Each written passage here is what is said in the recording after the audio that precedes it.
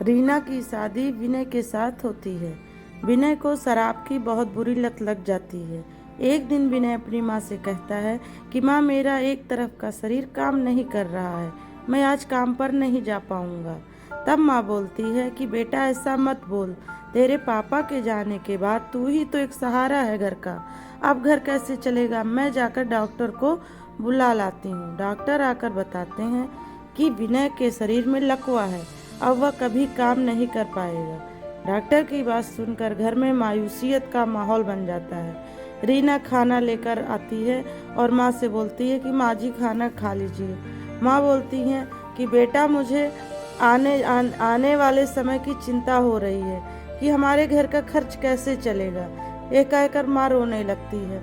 तब बहू बोलती है कि माँ जी, जब तक यह बीमार है मैं खेतों में काम कर लिया करूँगी।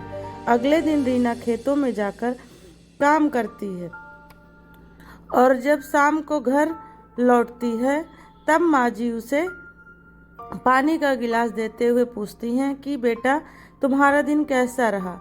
रीना बताती है कि माँ जी, काम तो ठीक रहा, पर अगर मैं ट्रैक्टर चलाना सीख लेती तब काम ज़्यादा आसान हो जाएगा। तब माँ जी बोलती हैं कि बेटा, दुनिया क्या कहेगी कि औरत होकर ट्रैक्टर चला रही है। तब रीना कहती है कि माँ जी, हम दुनिया को देखेंगे तब हमारा घर कैसे चलेगा, और जब बिना ठीक हो जाएंगे तब सब ठीक हो जाएगा। दूसरे दिन सुबह माँ जी बहू को आवाज़ लगाती हैं कि बहू, इधर आना, तुम्हारे मामा जी आए हैं तुमसे मिलने। तब रीना बताती है कि माँ जी, आज से मामा जी मुझे ट्रैक्टर चलाना सिखाएंगे। रीना मामा जी से ट्रैक्टर चलाना सीखती है। वह मन लगाकर खेतों में काम करती है। एक दिन रीना माँ जी को बताती है कि माँ जी, इस साल पूरे गांव में सबसे ज़्यादा अनाज हमारे खेतों में हुआ है, इस साल खूब पैसे आएंगे। लेकिन माँ जी उदास होकर बैठी रहती हैं। तब रीना पूछती है, क्या बात है माँ जी, आप खुश नहीं हुई? तब माँ जी बताती हैं कि बेटा, आज डॉक्टर से बात हुई थी, वह बोल रहे थे कि विनय के ठीक होने के लिए 5 लाख की ज़रूरत है। समझ नहीं आ रहा क्या करूं।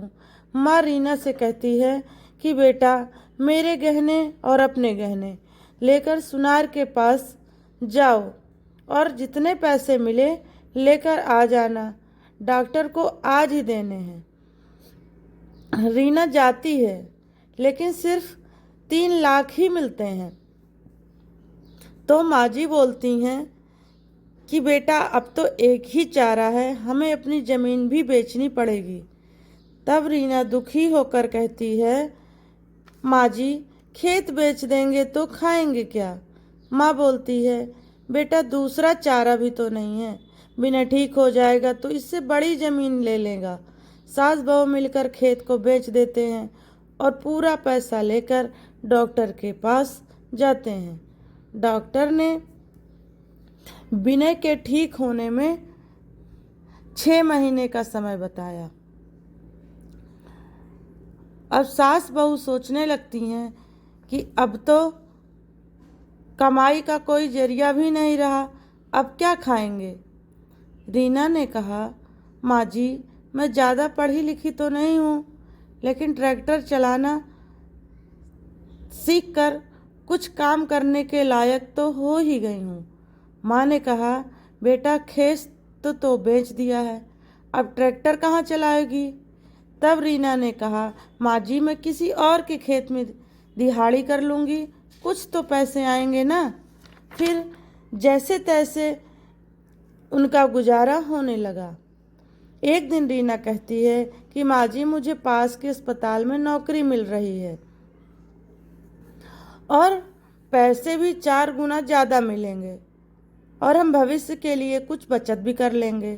तब माँ जी ने पूछा, बहू, काम क्या करना होगा तुम्हें? रीना ने कहा, माँ जी, मुझे अस्पताल की एम्बुलेंस चलानी है। तब माँ रोते हुए बोली कि तू तो मेरी बहू नहीं, बेटा है, बेटा।